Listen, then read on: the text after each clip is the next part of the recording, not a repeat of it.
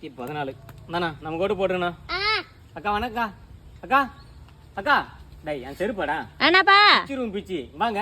நேற்று காசு வாங்கும் போது மட்டும் பல்படி விளம்பரம் படி ஈன்னு பல்ல காமிச்சு காசு வாங்கினல இன்னும் திரும்ப போற கைத்து பிடிச்சி கோண கைத்து வச்சுக்கின்னு எப்பா தெரிஞ்சவங்க யாரா வந்தாங்கன்னு பாத்துன்னு போனப்பா. தெரிஞ்சுக்கிறாங்க மூஞ்சி அயில வச்சு தேய்ச்சிரும் தேய்ச்சி கொண்ட பேரு என்ன மகாராணி. மெக்காராணி 1000 ரூபாய்க்கு அழுகுது ஓட்டு காசு வரலன்னு. நீ நம்பர் எழுதிட்டு குடு. நீ சத்தியம் பண்ணு. சத்தியம்லாம் நாத்துக்குப்பா காசு வாங்கிட்டு வேற யாருன்னா ஓட்டு போட்டு போட்டுனா யாரு இதெல்லாம் ஏமாந்து இழிச்சு வாங்கி நினைச்சிட்டியா? இப்பெல்லாம் முன்ன பேர்லாம் இல்ல. சத்தியம் பண்ணு. உனக்கு நான் அந்த அளவுக்கு நம்பிக்கை இல்லையாப்பா? உனக்கு ஓட்டு போட மாட்டேன் நானு. சத்தியம் பண்றியா? காசு திருப்பி தரேன் நீ. ஏப்பா ஓட்டு காசு கொடுத்து திருப்பி கேக்குறேன் உனக்கு அசிங்கமா இல்ல? நீ ஓட்டு காசு வாங்குற உனக்கு ஏன் சூடு சொரணம் இல்ல? சத்தியம் பண்ணுங்க. அவனுங்களுக்கு பதில் சொல்ல மாட்டேங்க. 5 லட்சம் 10 லட்சம் செலவு பண்ற தொகுதிக்கு ஒரு 10,000 ஓட்டு கூட 5000 ஓட்டு கூட வரலன்னு சொல்லி நம்மள தாளிக்கிறானுங்க. நான் ஏன் வீட்டுக்கு எடுத்து போற மாதிரி நீ காசு தரியா இல்ல ஓட்டு போறியா சொல்லு. எப்பா இப்படின்னு தெரிஞ்சா நான் காசு செலவு பண்ணாம இருந்திருப்பேனா? அவசரப்பட்டு காசு செலவு பண்ணிவிட்டேன்பா.